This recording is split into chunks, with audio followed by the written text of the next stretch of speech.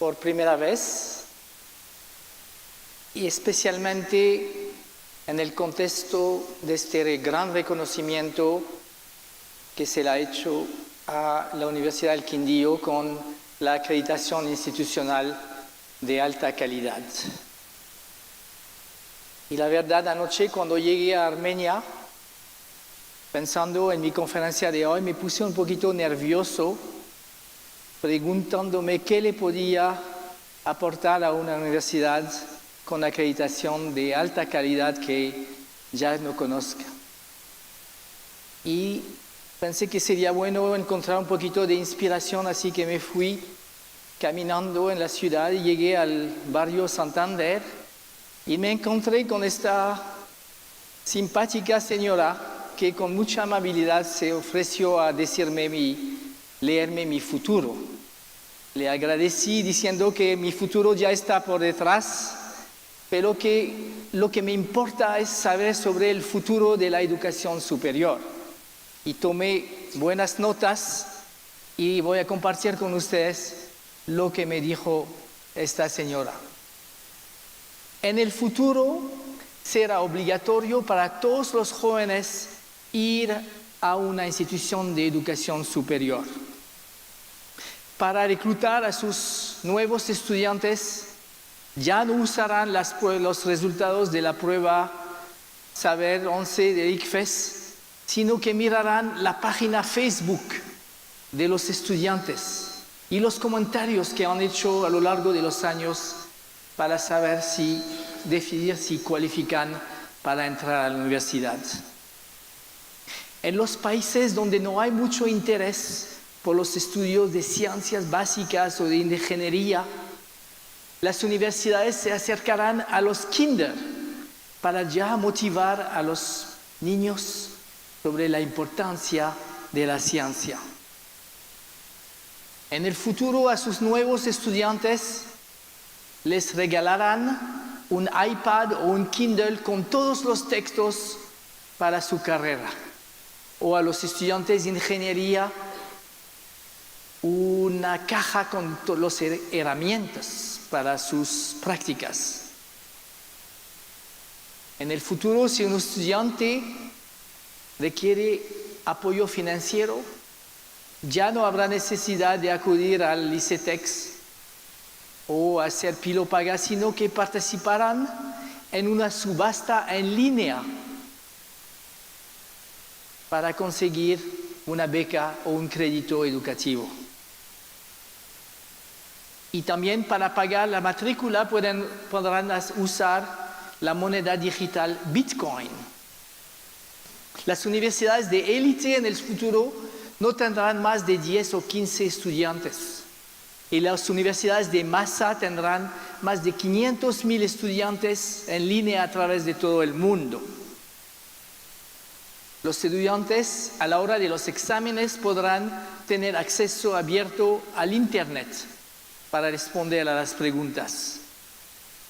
En el futuro, la validez de los títulos va a ser no más de 5 años por los cambios, lo que trae mala noticia para los académicos aquí, porque cada 3 años van a tener que rehacer totalmente su currículo. Pero tranquilos, porque en el futuro la duración promedio de una clase será de no más de 10 minutos y la gran mayoría de las clases serán en línea. Será mucho más económico invertir en ampliar una universidad porque tendremos bibliotecas o laboratorios, todo digital. Incluso los textos que serán electrónicos, lo que se llama en inglés Flexbooks, libros digitales que se actualizan constantemente. En el futuro, el Consejo de Administración de las universidades tendrán por mayoría jóvenes de 16 a 18 años, porque ellos saben mejor sobre la importancia, lo que se necesita. En el futuro, si sus egresados no encuentran un buen trabajo, dentro de 6 meses les tendrán que reembolsar el costo de su educación. Mala noticia para las universidades públicas. En el futuro no recibirán más del 10% de su presupuesto del gobierno. Sin embargo, serán tan eficientes en levantar fondos que al mediados del año académico les dirán a los filántropos: muchas gracias, ya es suficiente para este año, vuelvan el próximo año con sus donaciones. Muy buenas noticias para los rectores, porque el salario anual será de $1 millón, pero indexado al ranqueo de su universidad, subiendo o bajando con los resultados de las universidades. Y para los profesores, el salario será determinado por las evaluaciones que les dan sus estudiantes. Y los mejores de los profesores tendrán un salario mayor que el salario de un ministro. En los países donde el inglés no es el idioma materno, los papás les harán hacer una pequeña cirugía a sus hijos para cortar la piel que une la lengua a la boca para mejorar su pronunciación en inglés. Y finalmente, si algunos de ustedes piensan que el MBA es un buen título, olvídense. En el futuro será mucho mejor tener una MFA, una maestría en fines artes, por la importancia de la creatividad para el desarrollo de los países. A lo mejor ustedes piensan que les estoy contando historias de ciencia ficción. Sin embargo, les aseguro que cada uno de los ejemplos que acabo de mencionar es un caso real que encontré en alguno de mis viajes a través del mundo, que simbolizan, creo, la revolución que está atravesando la educación superior hoy en día. Y la pregunta para ustedes hoy es si están listos, si sus universidades están listas para participar de manera exitosa en esta revolución. Y para responder a esta pregunta con ustedes hoy, he dividido mi presentación en dos partes. Primero, quiero recordar la importancia del conocimiento para el desarrollo y la innovación en la economía y la sociedad. Y segundo, explorar cómo, en su turno, la innovación puede contribuir a mejorar la enseñanza. Aquí les muestro una foto de la primera ministra de Noruega, un país muy rico. ¿Y alguien sabe aquí de dónde sacan su riqueza? ¿Cuáles son los recursos de Noruega? El petróleo, el gas. Cuando en uno de sus primeros discursos, la primera ministra les sorprendió a sus ciudadanos diciendo que hay que olvidarse del petróleo y del gas. Ella dijo: el conocimiento es el petróleo del futuro. Y para ilustrar esto les quiero mostrar una comparación entre dos países, Corea. No funciona la lámina, no me aparece la gráfica, entonces le voy a tratar de explicar qué tenía esta gráfica. Es una comparación del desarrollo económico de Corea y Brasil entre 1960 y 2010. Lo que sucede es que en 1960 ambos países estaban al mismo nivel de desarrollo económico. Pero si en la lámina hubieran podido ver que en 2010 ya Corea está con resultados mucho mejores que Brasil, que se ha quedado atrás. Y los economistas, mis ex colegas del Banco Mundial que hicieron ese estudio, trataron de entender qué ha pasado en Corea que no ha pasado en Brasil.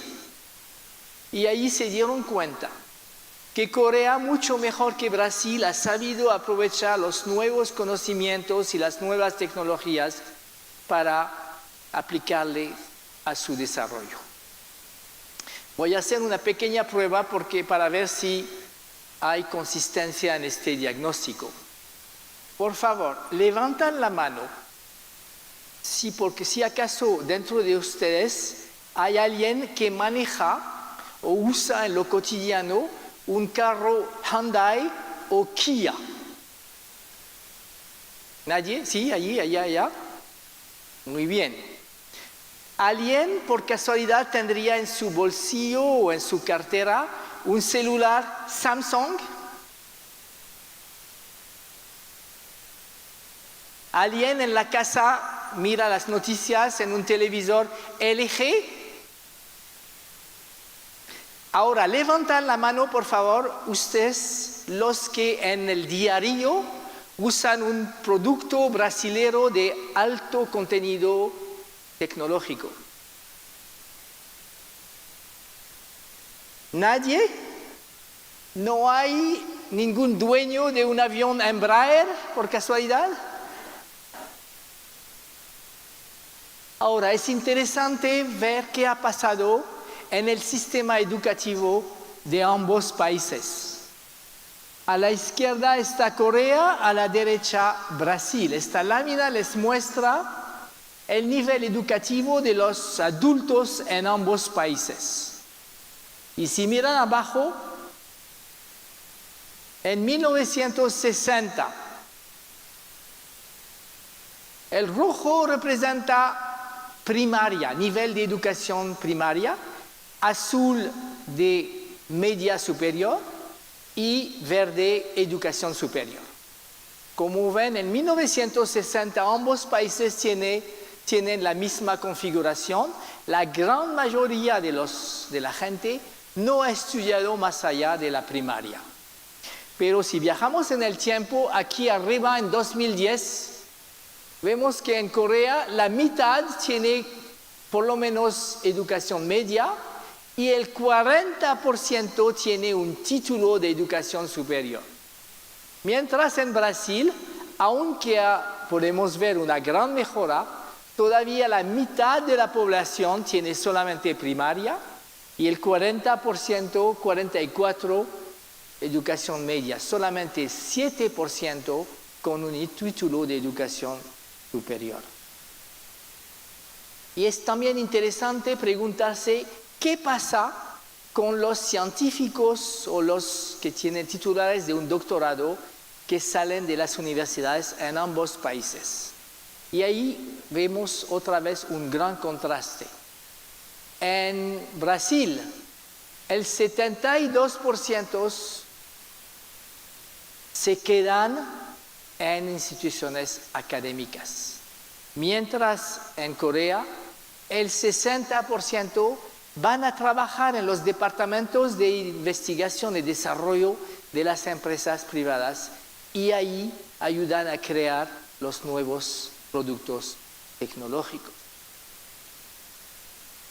Y no es gran sorpresa de ver la diferencia en cuanto a la producción de nuevos patentes. En 1987, la producción anual de ambos países era de 50 solamente para Corea y 39 para Brasil. La brecha no era tan grande. Pero ya en 2011, Corea producía al año 14.400 nuevos patentes y Brasil ni siquiera 400. Y acuérdense que la población de Brasil es 4 veces la población de Corea. Pero les mencioné los aviones Embraer, porque aquí sí hay una gran excepción. Brasil hoy en día es el líder mundial en la producción de aviones regionales de alta calidad. Y yo me pregunté, ¿qué pasó acá? Si fue puro azar, buena suerte, o pasó algo más. Y me di cuenta que al final de los 50, el gobierno federal estableció el Instituto Tecnológico de Aeronáutica en colaboración con MIT. Incluso el primer rector fue un ex profesor de Estados Unidos de MIT.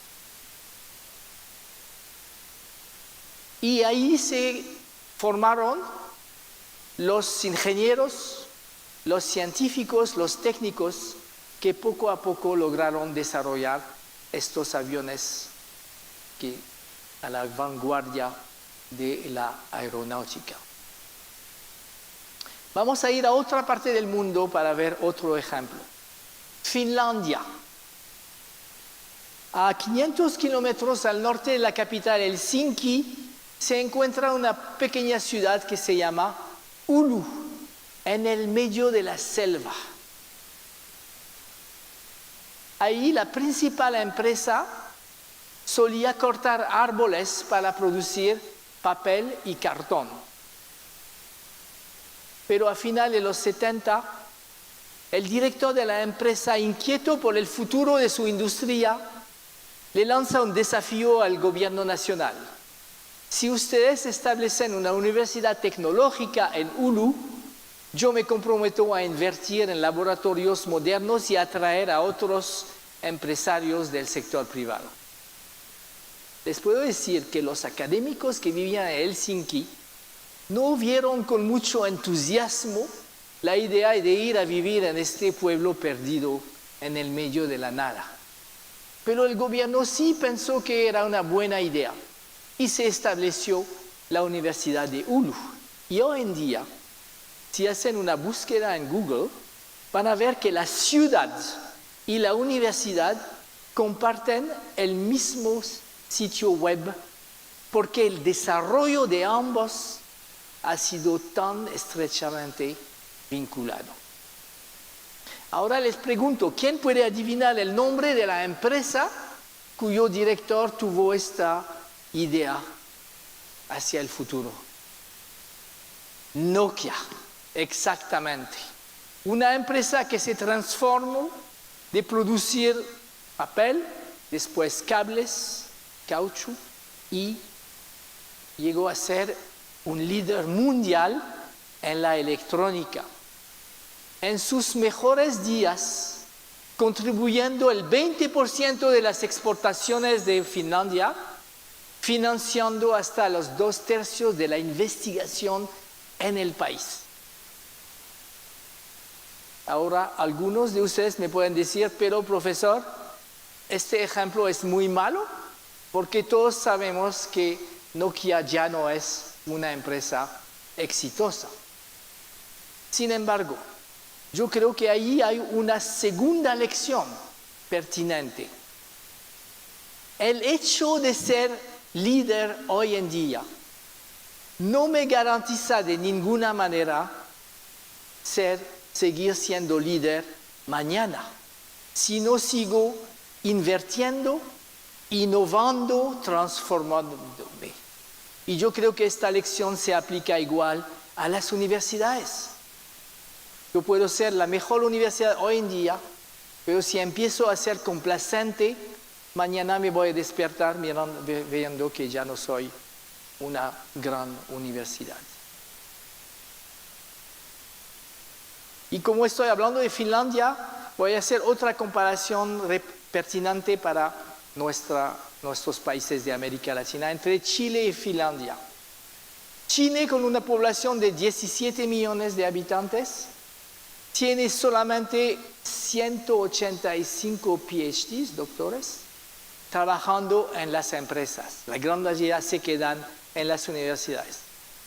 Mientras Finlandia, con una población de menos de 6 millones de habitantes, tiene 23,000 PhDs trabajando en las empresas.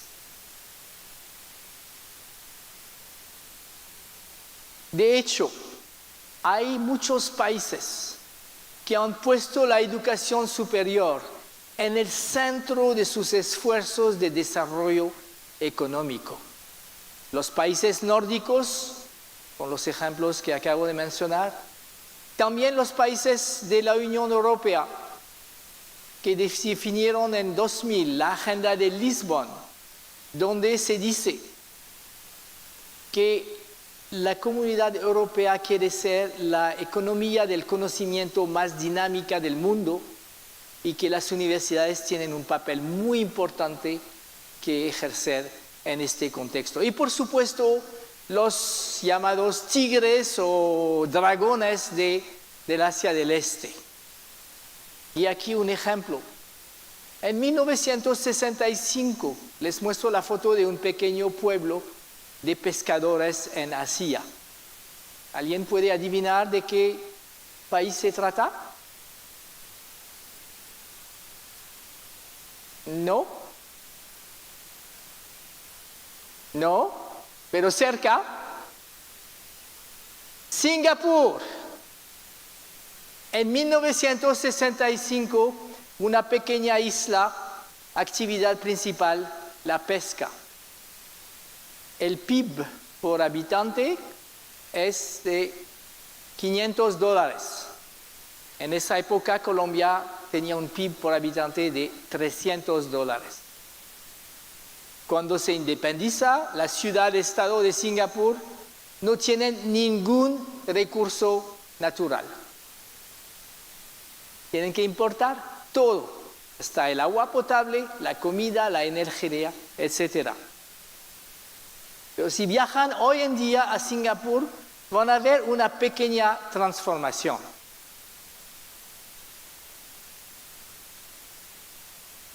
Singapur en 2018 se define como una nación inteligente, Smart Nation, con un PIB per habitante de $60,000, uno de los países más ricos. Colombia hoy en día tiene un PIB per habitante de $8,000. Y miren, y se presenta como un estándar de vida limpia y de alta calidad. Si llegan hoy a Singapur pueden tomar un taxi sin conductor. Singapur tiene 719 kilómetros cuadrados y una población de 5,6 millones de habitantes. En comparación, Bogotá tiene más de 2 veces la superficie de Singapur y 8, casi 9 millones de habitantes.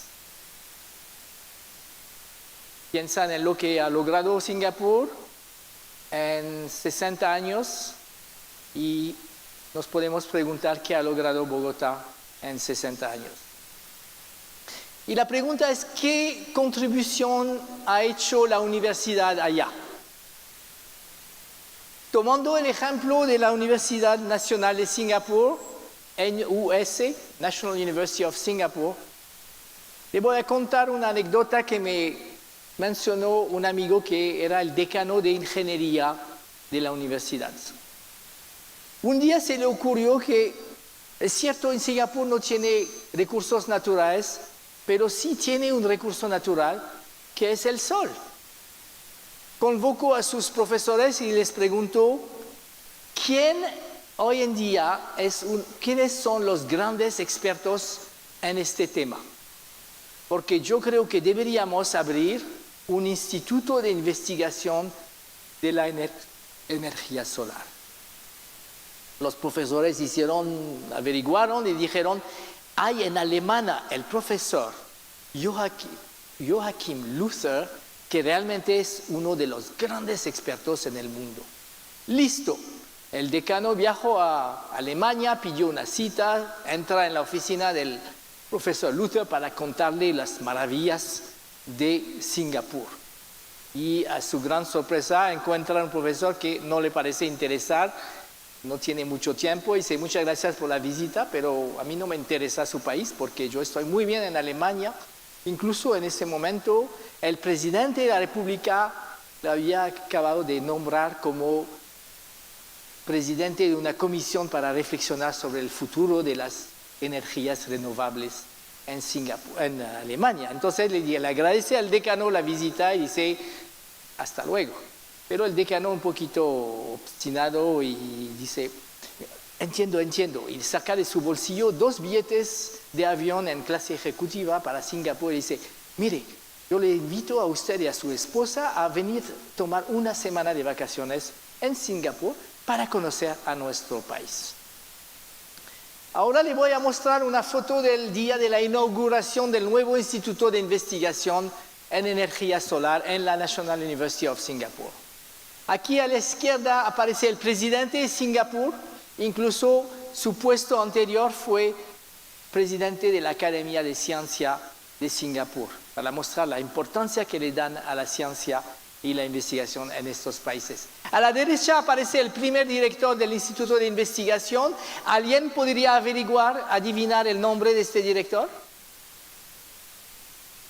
De hecho, el doctor Joachim Luther fue el primer director. Y al llegar a Singapur, él trajo con cientos miles de dólares de fondos de investigación a Singapur. Como resultado de esto, hoy existe en Singapur una industria solar muy dinámica con ingresos anuales de 3,5 mil millones de dólares.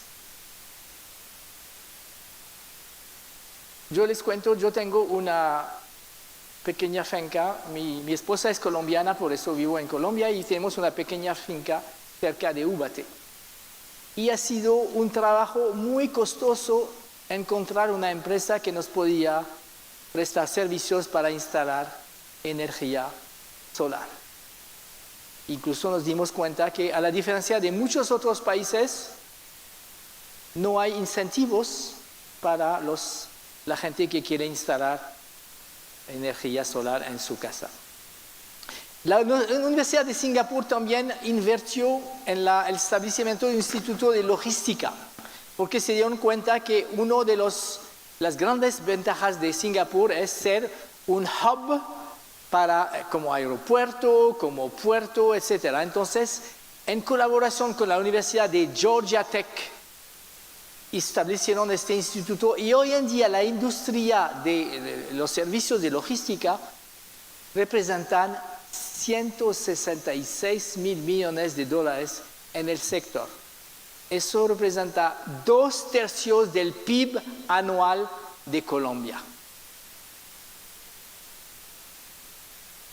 Pero no se trata solamente del desarrollo económico.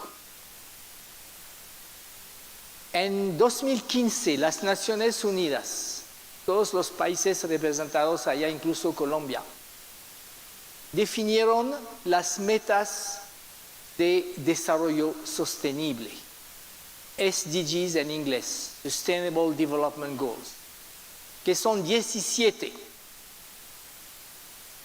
Y yo quiero mencionar que las universidades tienen un papel muy importante que ejercer apoyando a estas metas.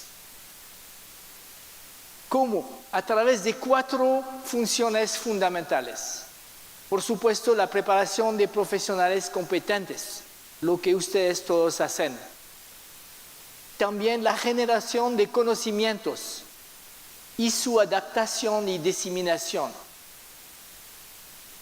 También la contribución al fortalecimiento institucional. En Colombia muchas universidades trabajan con municipios, con la gobernación, para ayudarlos a fortalecerse. Y la cuarta parte, que a veces se olvida, pero que es muy importante, es la contribución al desarrollo de valores positivos y de habilidades ciudadanas dentro de sus estudiantes.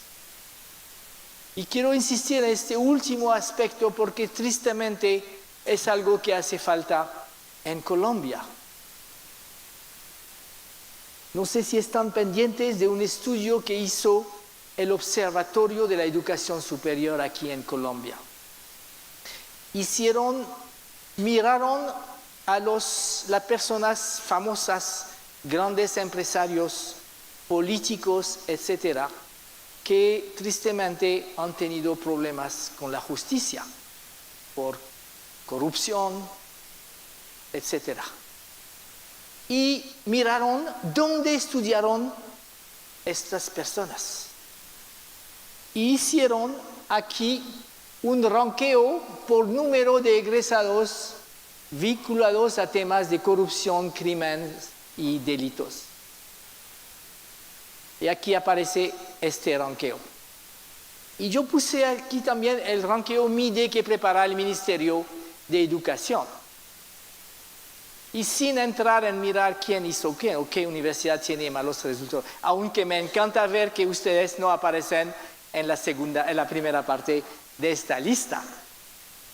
Pero lo triste es ver que algunas de las mejores universidades del país, privadas como públicas, también tienen buenos resultados, es decir, malos resultados en el ranqueo de corrupción.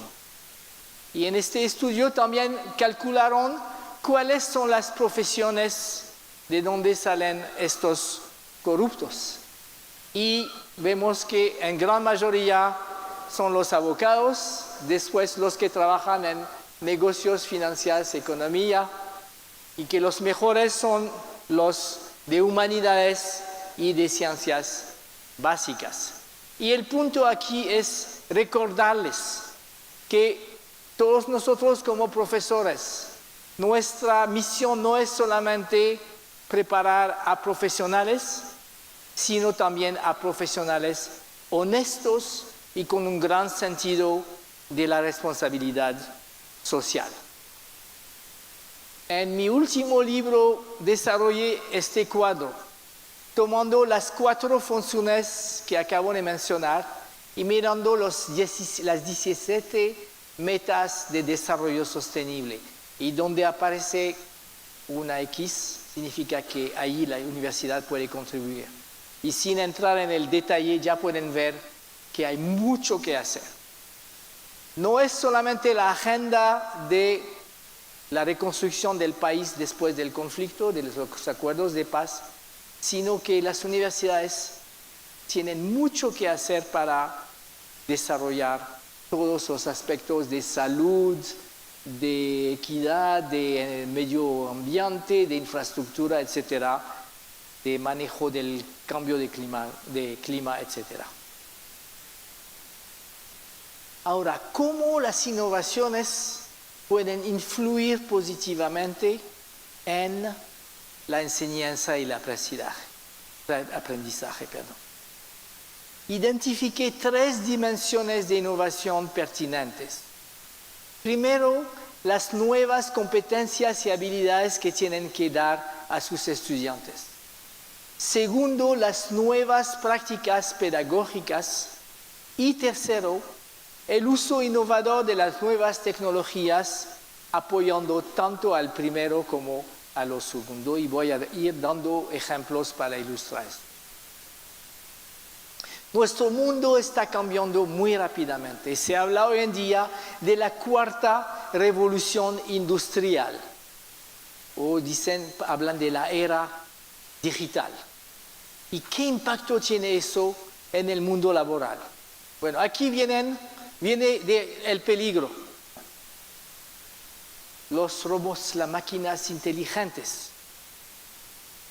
Como resultado que vemos que hay muchos puestos que desaparecen.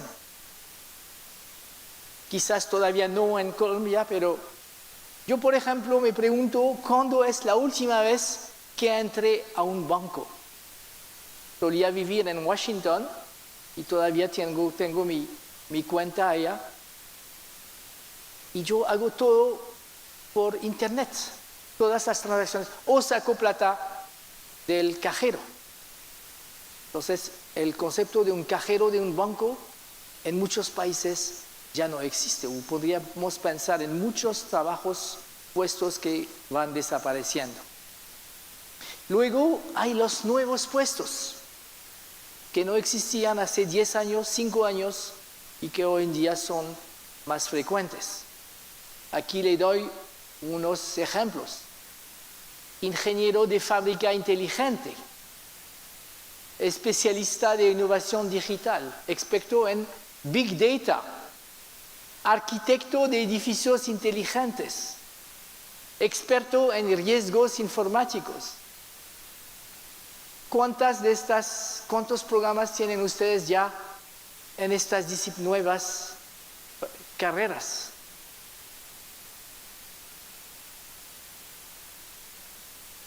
Y hay también los puestos que se transforman. Un ejemplo, en el tema de riesgos, seguridad y control. Hoy en día es muy importante proteger nuestros sistemas informáticos. No sé si se acuerdan leer en el periódico hace unos meses que el computador de Delta en Atlanta tuvo un problema y ese día millones de viajeros no pudieron viajar. Este año Australia quiso hacer su censo en la nube, en el sistema web. Ya no tener gente que visitan las casas. El día anterior tuvieron que cancelarlo porque había un bug en el sistema, no funcionaba. Tema de seguridad física en la vida cotidiana, que tristemente también es un tema aquí en Colombia. Seguridad en el medio ambiente. El tema de la represa en Colombia recién. Los exámenes, no sé si es un problema aquí, pero muchas universidades hoy en día tienen que luchar en contra del fraude a través de los sistemas informáticos. Seguridad en la producción de productos alimentarios, de medicamentos, hasta en el deporte, donde no solamente hay problema de dopaje, pero recién me di cuenta que en las carreras de bicicletas tienen que analizar si la bicicleta es realmente una bicicleta o si no tiene un motor escondido, porque se han encontrado casos de fraude tales. Esta lámina les muestra las competencias del siglo XXI y hay 3 categorías de competencias. Las habilidades básicas que otorgan que uno recibe en la primaria y en la educación media. Yo con mucho gusto voy a dejar mis láminas con los organizadores para que las pongan en el sitio web para que ustedes tengan todos acceso a estas si les interesa. Segundo, las llamadas competencias complejas. Pensamiento crítico, creatividad, comunicación, colaboración, etc. Y las características personales. Voy a entrar en los detalles. Hoy en día es muy importante el análisis de información. Hay tanta información en el Internet como saber si es verdad, mentira, ideología, etc. Entonces los profesores tienen que ayudar a los estudiantes a saber analizar la información. Análisis contextual global. Ustedes aquí no están preparando a profesionales o ciudadanos solamente para vivir en Armenia o en Pereira o en el Quindío o en Colombia. No, hoy en día tienen que preparar a profesionales globales. Creatividad y búsqueda de soluciones a través del diseño. Trabajo en grupo colaborativo. Piensa bien la contradicción. Desde el momento que entro al kinder hasta conseguir mi doctorado, yo estudio solo y me van siempre a dar evaluaciones y notas como individuo. Y salgo después al mundo laboral y ¿qué pasa? Les desafío mencionarme una profesión donde uno trabaja como individuo. Hasta el gabinete del médico hoy en día ya hay un equipo. O sea, hay que preparar también para este aspecto. Y la comunicación. A mí me gusta cuando viajo a un nuevo país, no solamente visitar las universidades, sino también hablar con los empleadores. Y siempre tengo la misma experiencia. Cuando pregunto qué opinan ustedes de la universidad X o Y, me dicen, Ellos tienen muy buenos profesionales. El economista sabe de educación, el abogado de derecho, el ingeniero de construcción, etc. Pero no saben trabajar, porque no tienen estas habilidades genéricas, transversales, que son tan importantes hoy en día en el mundo laboral. Y en tema de comunicación, poca gente sabe escribir un informe o explicar algo complicado. Y para ilustrar lo que está pasando, como no encontré un estudio científico, aquí vemos lo que nos dicen nuestros primos, los delfinos, que dicen, aunque los seres humanos hacen ruido con su boca, no hay ninguna evidencia que logran realmente comunicar. Y cuando uno mira las noticias de violencia, de crimen, de corrupción, de desigualdades, de pobreza, así sí vemos que hay un serio problema de comunicación.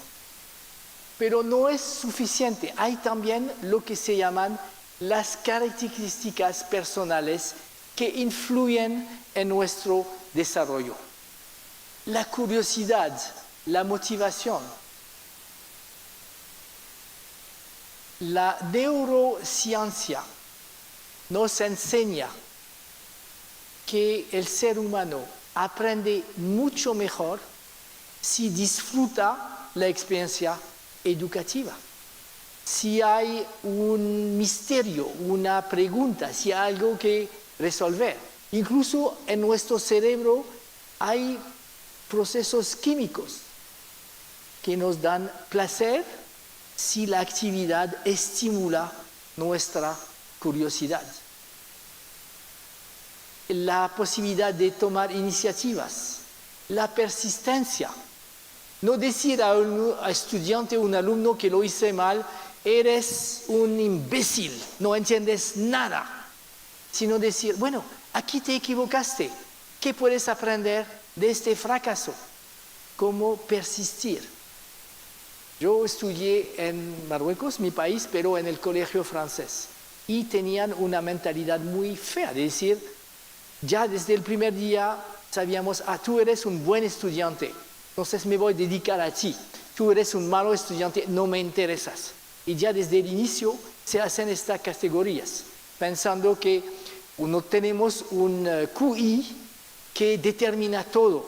Hoy en día sabemos que es falso, que es el desarrollo, tanto en la casa como en la escuela o en el colegio después, que realmente nos va a ayudar a crecer intelectualmente. Adaptabilidad en un mundo que cambia tanto, liderazgo y, de último, pero no menos importante, conciencia y razonamiento éticos. Les voy a aburrir unos minutos hablando de mi hijo menor, que se llama Karim. Aquí está con su pequeña familia, mis 2 nietos. Karim ha sido un dolor de cabeza toda la vida. Tengo 3 hijos. Los 2 primeros estudiaron maravillosamente, ninguna dificultad. Mi hija tiene un doctorado de una gran universidad en Inglaterra, todo bien. Ellos estuvieron, yo vivía en Washington, entonces estudiaron en el colegio francés de Washington. Karim, un desastre. Cada 3 meses tenía que ir para el encuentro con los maestros, iba con vergüenza porque me decían, bueno, su hijo es querido, cortés, pero nos muestra que no le importa lo que le enseñamos. Sin embargo, en el sistema francés tienen, al terminar el media superior, toman un examen que se llama baccalauréat, el examen francés, como bachillerato, y eso permite acceso a la universidad. Una semana antes del examen, Karim se despierta y mira un poquito y logra el examen. Con el sistema francés, las notas son de 0 a 20, el promedio es 10. No me acuerdo si tuvo 9,99 o 10,01, pero sí lo logró. Y en ciencias, al día siguiente me llama su profesor de física y yo, sorprendido, dijo, me va a felicitar, pero estaba furioso.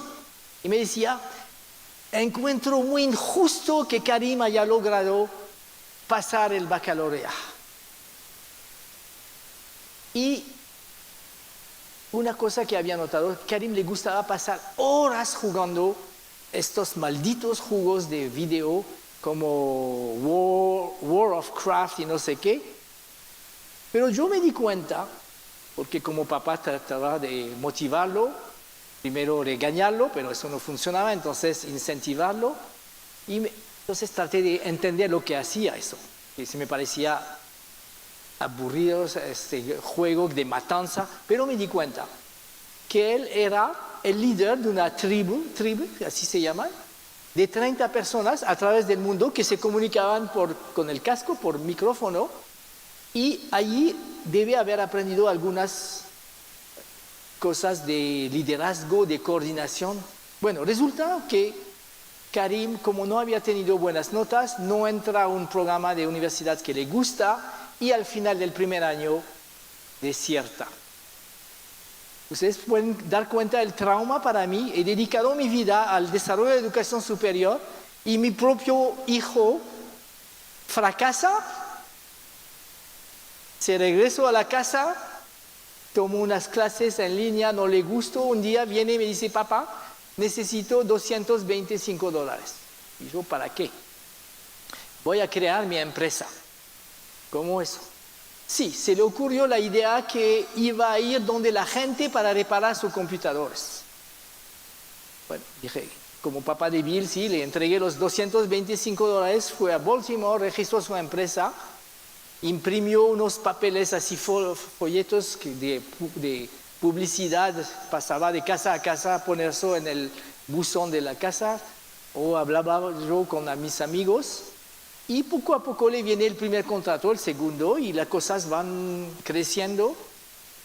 Y yo estaba listo para el fracaso, los grandes problemas. O sea, pero sí, empieza a hacerse su... Entonces un día le pregunté, es que él nunca estudió computadores o cosas así.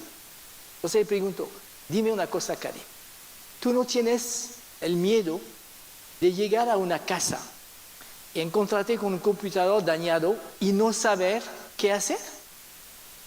Y él me dijo algo que me cambió el chip. Me dijo, pero papá, ¿de qué otra manera puedo aprender?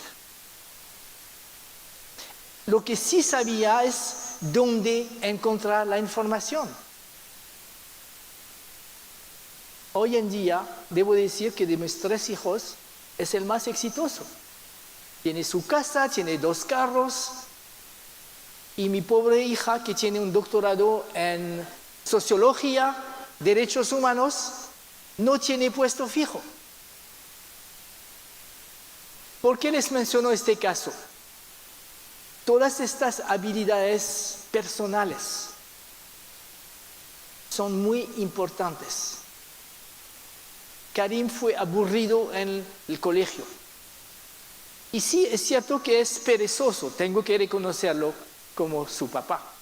Pero yo digo también que los profesores tienen una parte de la culpa porque no supieron estimularlo, despertarle el interés.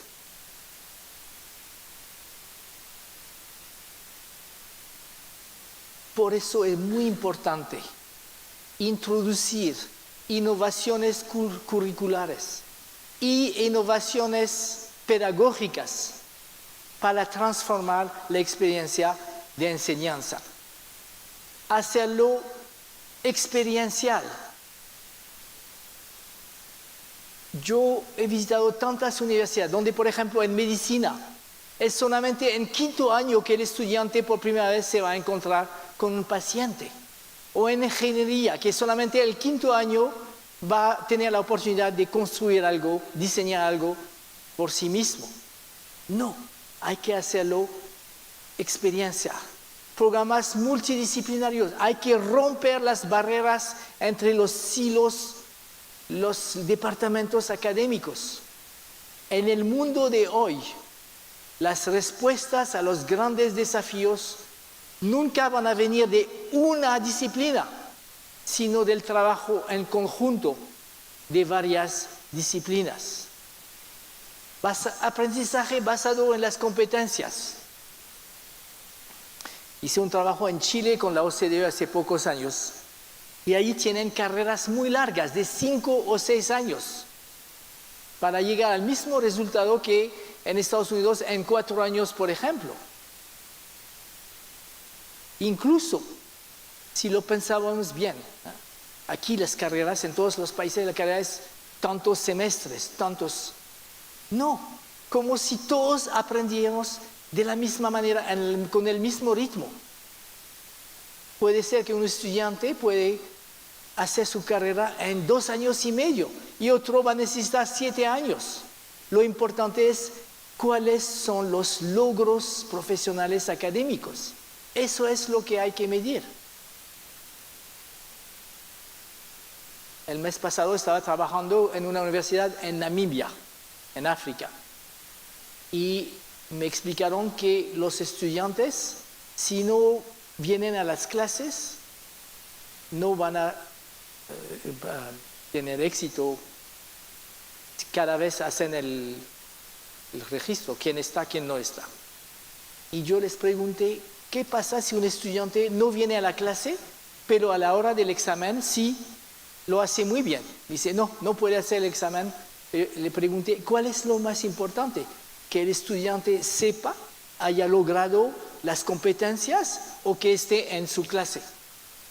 Incluso yo les dije, si el estudiante no viene a su clase y pasa el examen que usted da, es que su clase no sirve.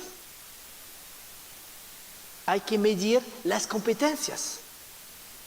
Y el tema de la internacionalización. Aprender, no es solamente aprender idiomas extranjeros, pero que el contenido del currículo sea internacional.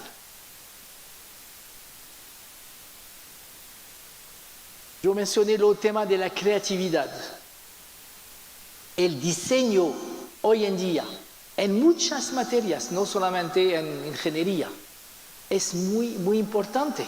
Si lo piensan bien, la diferencia entre un iPhone y un Samsung Galaxy en cuanto a los aspectos técnicos no es tan grande, que cada día más los productores de estos productos con alto contenido tecnológico insisten en la parte de diseño para hacer sus productos más atractivos. Por eso pueden comprar un celular Prada, para los que les gusta, a quienes les gusta la elegancia, o un Giorgio Armani Samsung. Si van a Shanghai van a ver que el último es lo máximo, lo más lindo es el Aura. Nokia, a pesar de tener problemas con sus líneas nuevas, tiene en Inglaterra una línea que se llama Virtue, que son muy costosos, muy de lujos. Y miren a esta señora elegante que tiene la cartera que juega con su ropa. Pero no se trata de cartera, sino de su laptop. Eso es el colmo de la elegancia, ¿no es cierto? Y no se preocupen los hombres aquí, porque para nosotros también hay estos productos. Aquí está el laptop Ferrari. ¿A usted no le gusta Ferrari? No hay problema. ¿Lamborghini está bien? Cuando trabajaba en el Banco Mundial nos entregaban estos laptops muy poco lindos, no voy a mencionar la marca, pero ellos también, para competir con las otras empresas, tuvieron que contratar a artistas para producir productos más atractivos. Bueno, yo decía que no iba a mencionar el nombre de las empresas porque no estoy aquí para hacer publicidad, pero como se ha muerto Steve Jobs, quiero mencionar una cita que me impactó mucho. Él dijo, no se trata solamente de alta tecnología, es el casamiento entre la tecnología y las artes y las humanidades que nos permiten desarrollar estos productos que van a hacer cantar el corazón de los clientes. Y es importante pensar que hoy día se habla en inglés de STEM, ciencia, tecnología, ingeniería, matemática, pero no hay que olvidar la A, la parte de arte, porque el diseño no viene solamente de la ciencia, sino de la parte de creatividad. Y un ingeniero que no sabe de filosofía o de diseño o de arte, nunca va a ser un buen ingeniero. Ahora, ¿cómo se enseña la creatividad? Hay que ayudar a los estudiantes a inventar, experimentar, pensar afuera de los esquemas tradicionales. Yo no sabía que era permitido en mi universidad.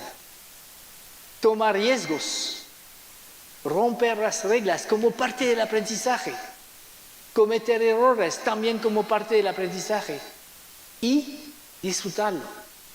Y estoy convencido que así es en sus universidades, pero créanme, sigo visitando muchas universidades a través del mundo donde hay un gran anfiteatro con 1000 estudiantes, el profesor sentando, dictando clase, los estudiantes escribiendo. No, así no se puede aprender de manera creativa para el siglo XXI. Y si se acuerdan de esta lámina, a lo mejor no vieron que tiene aquí un cuadro que dice aprendizaje a lo largo de la vida. Hoy en día, con todos los cambios, no puedo graduarme y pensar que los próximos 30 años no necesito actualización de mis conocimientos. ¿Quiénes de ustedes iría donde un médico con el niño enfermo sabiendo que este médico se graduó hace 30 años y nunca más ha abierto un libro? Entonces, el aprendizaje a lo largo de los años tiene que empezar muy temprano. Miren, este joven tiene 12 años y acaba de entrar en la Universidad de Princeton, una de las más prestigiosas en Estados Unidos, porque ya tiene la capacitación. Y vamos a seguir hasta el final de nuestra vida. Aquí está un joven de 93 años recibiendo su doctorado. Y para que no me acusen de discriminación de género, la educación para toda la vida es para nosotros y nosotras. Miren esta linda señora peruana de 104 años que decidió aprender a leer y escribir por primera vez porque quiere estar en contacto con sus bisnietos, tiene no sé cuántos, y también quería escribir una carta al presidente de la República para decirle lo que pensaba de su labor. Alvin Toffler, que se especializa en el estudio del futuro, nos dice que el analfabeta del siglo XXI no es la persona que no sabe leer y escribir, sino la persona que no sabe aprender, desaprender y reaprender. Y otra manera de decir esto lo dijo Edwin Land, que inventó la cámara Polaroid. Él dijo: no es que necesitamos nuevas ideas, sino que necesitamos dejar de tener viejas ideas. ¿Quién reconoce este objeto? ¿Quién lo ha usado? La regla de cálculo en física, yo también la uso. Si muestro eso a nuestros hijos, ¿van a saber de qué se trata? Quizás un día lo vean en un museo de la ciencia, ¿eh? Para ilustrar estos cambios. Y para ilustrar el nuevo paradigma pedagógico, le voy a contar una anécdota de la vida del profesor Einstein, que solía viajar a través de todo el mundo para dar conferencias. Y un día, sentado atrás en su limusina con conductor, yo un gran suspiro. ¡Ah! El conductor mirando al espejo dice, ¿qué le pasa, profesor? Es que estoy aburrido. ¿Pero de qué, profesor? Es que de dar siempre estas conferencias. Pero, profesor, es tan fácil para usted. ¿Cómo es eso tan fácil? Bueno, es que usted siempre da la misma conferencia sobre la teoría de la relatividad. Einstein dice, bueno, sí es cierto, pero usted no se da cuenta de la complejidad de esta teoría y hay que explicarlo bien. Y el conductor dice, sí, pero con todo respeto, profesor, yo he escuchado su conferencia tantas veces que creo que la podría dar en su lugar. Así, bueno, entonces te desafío. Llegan a la universidad, el verdadero Einstein se sienta al fondo, el conductor viene al podio y ¿saben qué? Debería haber tenido una muy buena memoria porque explica de manera muy fluida la teoría de la relatividad y al final de la conferencia, gran aplauso del público, como se puede imaginar, Einstein en el fondo un poquito enojado. Y viene el moderador y dice, profesor Einstein, muchas gracias, ¿podemos hacer preguntas? Sí, por supuesto. Einstein dice, jaja, ¿y ahora qué vas a hacer? Pero lo que ocurre es que la gente siempre hace las mismas preguntas. Entonces el conductor responde sin dificultad, Einstein en el fondo cada vez más enojado. Llegando al final, el moderador dice, bueno, última pregunta, ¿quién? Ahí en el medio se levanta un señor un poquito agresivo y dice, profesor Einstein, muchas gracias por su charla, pero hasta la hora usted nos ha hablado solamente de su trabajo pasado. ¿Nos podría, por favor, compartir cuáles son los próximos pasos en su investigación científica? Ajá, por primera vez le sale la sonrisa a Einstein en el fondo y dice, ¿y ahora qué vas a hacer, mi amigo? Pero el conductor no se preocupa y dice, señor, muchas gracias por su pregunta. Le debo decir que, con todo el respeto, que en mi larga carrera de profesor he escuchado muchas preguntas tontas, pero la suya es tan estúpida que le voy a pedir a mi conductor en el fondo que respondiera.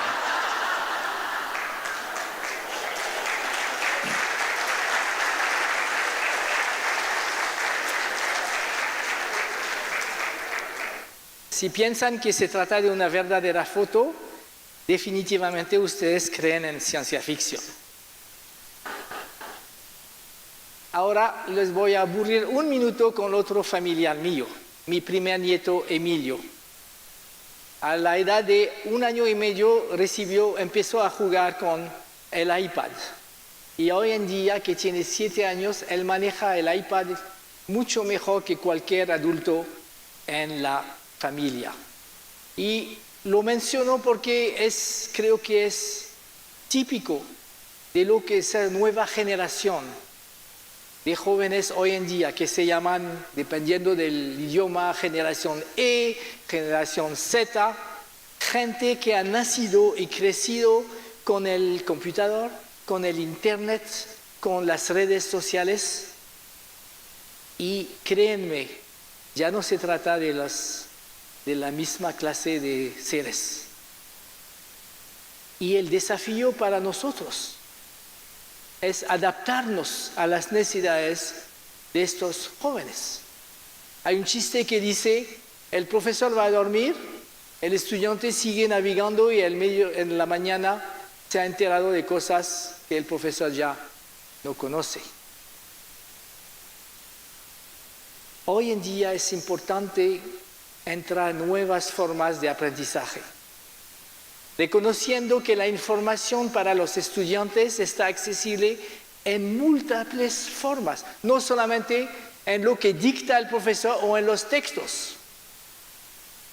El aprendizaje hoy en día tiene que ser activo, interactivo y experiencial.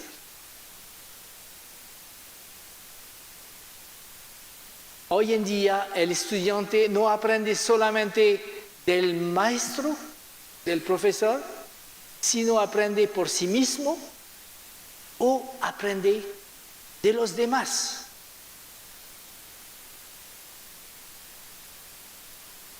Y hoy en día ya no existe la distancia espacial, geográfica o temporal entre el que aprende y la fuente de conocimientos. En la Universidad de Maryland, el estado donde vivía en Estados Unidos, es una universidad pública que tiene 150,000 estudiantes en línea, además de los presenciales. Y eso era una publicidad que tenían, que decía: bienvenidos en clase, siéntense donde quieran. Si tengo acceso al internet y a banda ancha, puedo estudiar donde quiera, cuando quiera. Entonces, es muy importante introducir innovaciones pedagógicas que permiten aprendizaje con los pares o desde los pares. Un amigo mío es el decano de física aplicada en Harvard. La Universidad de Harvard se llama Eric Mazur. Profesor destacado, gran investigador, tiene patentes.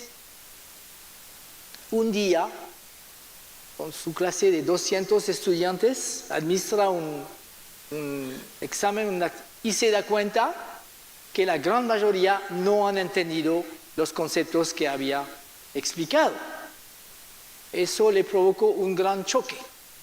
Bueno, la primera reacción hubiera sido pensar, bueno, yo soy un gran profesor, si los estudiantes no entienden, es que son brutos. Pero los estudiantes de Harvard no suelen ser muy brutos. Entonces él tuvo la valencia de cuestionarse y de preguntarse: la manera en que dicto mi clase o organizo mi clase, ¿sí funciona? Y se le ocurrió una idea. Al día siguiente vino a la clase y hizo una pregunta y los estudiantes dieron la respuesta y se dio cuenta que la mitad tenían respuesta falsa. Y les dijo: ustedes tres, por grupos de tres, hablen entre ustedes 2-3 minutos para entender por qué uno dice respuesta A, el otro respuesta B, quién tiene razón. Y explica en su libro, del momento al otro, el anfiteatro, la sala se transformó, mucho ruido, mucha energía, los estudiantes hablando, y después de 5 minutos dijo: bueno, ahora misma pregunta, ¿cuál es la respuesta? ¿A o B? Y se dio cuenta que la gran mayoría de los estudiantes ya tenían la buena respuesta. Y a raíz de eso desarrolló una metodología de los clickers, remote, que pueden mostrar las respuestas inmediatamente en la pantalla, pero eso es solamente un apoyo, un soporte tecnológico. Lo más importante es que todo su currículo y su pedagogía hoy en día está basada en el aprendizaje entre los mismos estudiantes. En MIT se desarrolló lo que se llama en inglés Flipped Classroom, la clase invertida, donde el profesor ya no dicta clase, sino que los estudiantes estudian por sí mismos y en la noche anterior de venir a una sesión, ya no se dice clase, tienen que tomar un examen para demostrar que sí aprendieron por sí mismos y entendieron. Y durante la sesión el profesor pone un ejercicio para verificar si los estudiantes entendieron, si pueden aplicar para resolver problemas y si tienen preguntas. Ahí el profesor se ha transformado de ser la persona que tiene el conocimiento en un orientador, un facilitador, un mentor.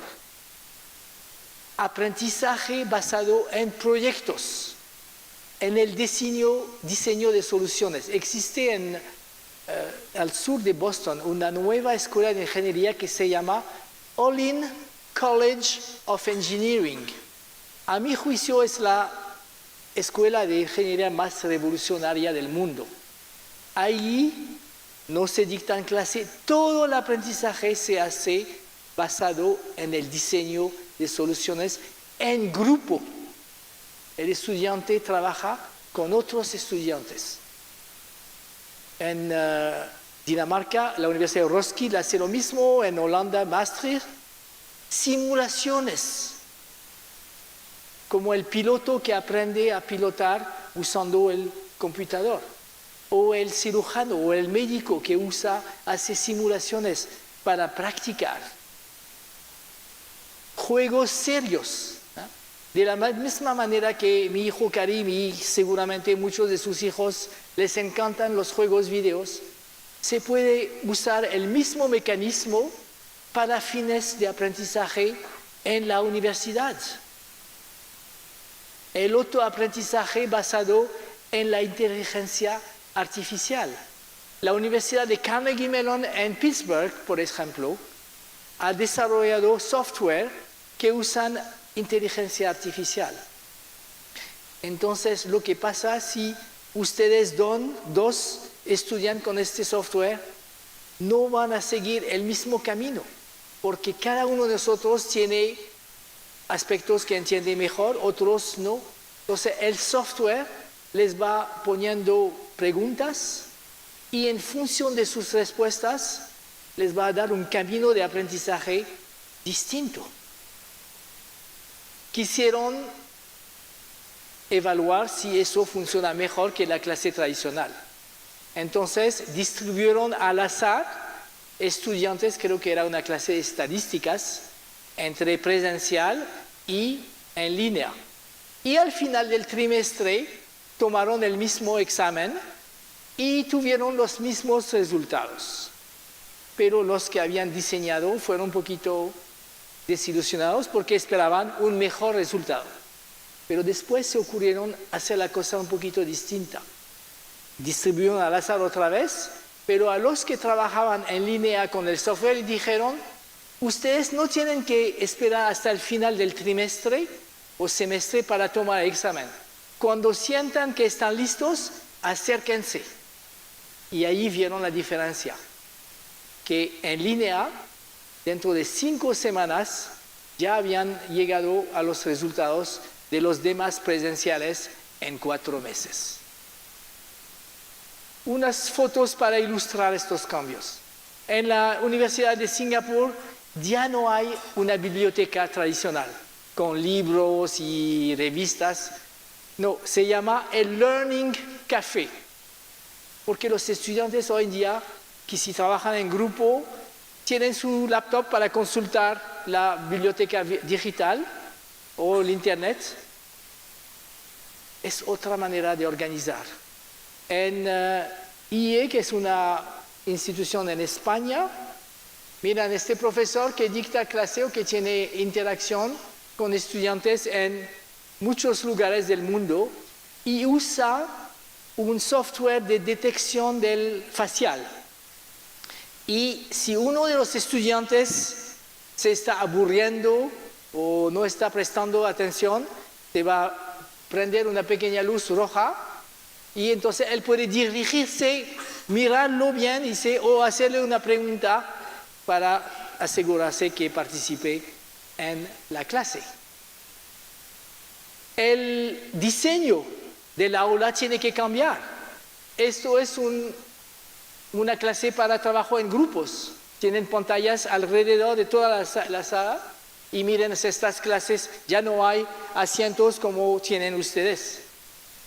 Aquí un estudio también en la Universidad de Singapur, donde se puede escribir en la pared inteligente, en el suelo o en la mesa. Y aquí un diseño de la clase invertida que le mencionaba en MIT. Y esas son fotos que tomé yo en una visita el año pasado. inicio de la sesión, ya llegan, trabajan en grupo y ya tienen que solucionar un ejercicio, una aplicación. Miren la energía, todos están parados trabajando en grupos. Otro ejemplo de educación interactiva, no tanto, pero miren esta clase en Corea. ¿Quién es el maestro? Robots. ¿Y parecen tristes los alumnos? Al contrario. Entonces les preguntaron, ¿y por qué a ustedes les gusta trabajar con el profesor robot? Por dos razones. Nunca nos grita y nunca se burla de nosotros. A propósito, ¿se acuerdan al inicio de mi conferencia el ejemplo de la cirugía de la lengua? Eso pasa con frecuencia en Corea. Porque aunque no haya evidencia científica que eso mejora, están tan obsesionados con el buen aprendizaje del inglés que sí a alguien se le ocurrió recomendar esta cirugía. También tienen pueblos como Disneyland, un pueblo donde todo está como un pueblito de Inglaterra o de Estados Unidos, donde a partir del momento que entran no se puede usar el idioma coreano para practicar y mejorar su inglés. Aquí en una universidad en Kazán, en Rusia, tienen el laboratorio con robots médicos más desarrollado del mundo. Miran, en varios, aquí es para simular el parto, aquí otro robot. Y yo tomé esta foto en la Universidad de Arizona, un robot que viene de Noruega, se llama Marta y habla. Entonces los estudiantes para practicar van a interactuar con Marta. Por ejemplo, si le hacen una inyección, Marta si hacen bien, les va a agradecer con una voz muy suave su buen trabajo, pero si les duele, les va a decir, usando palabras que no me atrevo a usar aquí, lo malo que piensa de su capacitación. Aquí un software de química. Es un juego como una encuesta policíaca.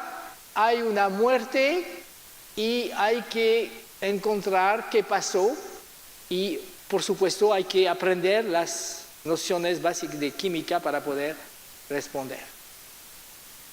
Para concluir, yo creo que hay un nuevo modelo. Antes se hablaba de transferencia de conocimientos, hoy se habla de construcción del conocimiento entre los profesores y los estudiantes.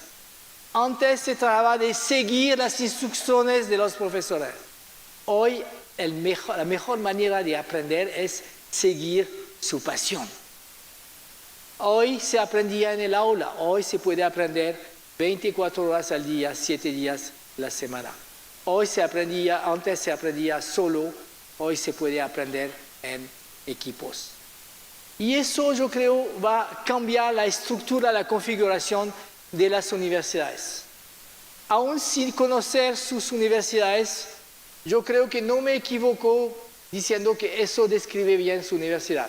La gran mayoría de sus estudiantes son estudiantes de pregrado, jóvenes recién salidos de la educación media superior y unos pocos estudiantes de posgrado. Mi predicción es que la universidad del futuro va a ser como una estrella, donde los estudiantes tradicionales, tanto de pregrado como de posgrados, son solamente una parte. Lo más importante quizás sea la educación continua o lo que llamo estudios de cambio de profesión. Porque se estima hoy en día que un joven que se gradúa va a tener entre 8 y 12 profesiones. No estoy hablando de puestos en distintas empresas, no. Van a tener que cambiar de profesión y hay que ofrecerle la oportunidad de hacer eso y sin olvidar las habilidades para la ciudadanía y la vida y el hecho que uno va a aprender en el campo, en el campus, en la sede o en línea o de manera híbrida. En conclusión, quiero compartir con ustedes esta foto de una linda montaña que nos da paz y tranquilidad. Pero si nos acercamos, vamos a escuchar unos ruidos que a lo mejor nos anuncian una avalancha. Y yo creo que eso está sucediendo en la educación superior. Muchos cambios que nos preparan para el futuro. Y aprovecho esta oportunidad para compartir con ustedes mis 3 citas favoritas sobre el futuro. La primera viene de un escritor de ciencia ficción inglés que se llama William Gibson, que nos dice, ojo, el futuro ya llegó, pero está distribuido de manera desigual. La otra viene del filósofo francés Paul Valéry. Más nostálgica, nos dice, el problema con el futuro hoy en día es que ya no es como era antes. Pero la que más me gusta viene de Alan Kay en Estados Unidos, que nos dice, no se preocupan de lo que dicen los demás sobre el futuro. La mejor manera de predecir el futuro es inventarlo. Pero no podemos hablar solamente del futuro, hay que también recordar el pasado. Le voy a contar una anécdota verdadera de un profesor de matemática hace 200 años en Cambridge, Massachusetts, que visita una nueva escuela de educación media. Entra en una aula y le sorprendió tanto lo que vio que escribió en un libro, y yo leí este libro sobre la historia de la educación, escribió una carta a su esposa, querida, no te imagines lo que vi hoy. Vi en una sala, habían puesto una pizarra y había una tela y una tiza. Y me pregunté, ¿para qué eso? Hoy en día sabemos que la pizarra ha sido el principal soporte pedagógico en los siguientes 200 años. Entonces la pregunta hoy es que si el computador y el Internet nos van a revolucionar la educación con tanto impacto. Miren, por ejemplo, la biblioteca del futuro. Tengo un amigo, y a lo mejor ustedes también tienen amigos, que tienen bibliotecas así. Es la biblioteca de un profesor pensionado, y aquí es la biblioteca de un profesor del siglo XXI. Ahora, si queremos ser innovadores, no podemos repetir el error de los inventadores del primer tren, cuando se inventó la locomotora con vapor. Cuando armaron el primer tren, ¿cómo que hicieron? Pusieron la locomotora con coches tradicionales de caballos. Eso no es innovación. Hay que realmente hacer las cosas de manera distinta.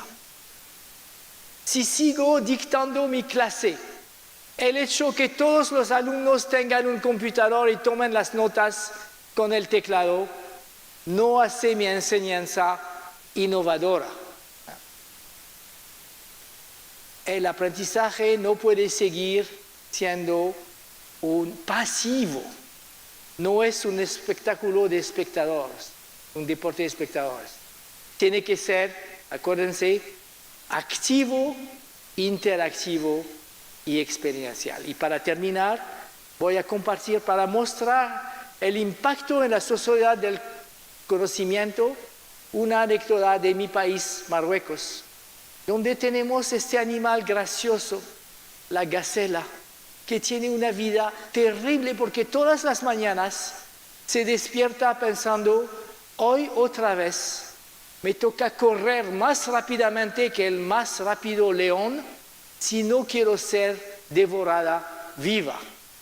Ahora les pregunto, ¿será que el león tiene una vida más fácil? No creo, porque el león también todas las mañanas se levanta pensando, hoy otra vez me toca correr más rápidamente que la más lenta gacela si no quiero morirme de hambre. ¿Qué significa esta anécdota?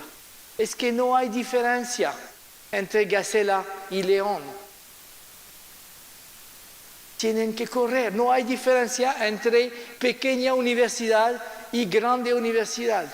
Universidad pobre o universidad rica. Ustedes no se pueden parar. Porque créanme, las universidades en Chile o en Corea o en China no se van a parar esperando hasta que las universidades colombianas empiecen a correr. Y a lo mejor me pueden decir que lo que estoy describiendo no es muy positivo. Un mundo donde se trata de la ley del más fuerte.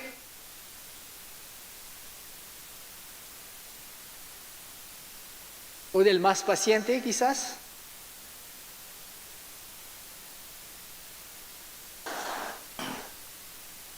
Es cierto, es un mundo muy duro, pero es nuestro mundo, no hay otro mundo.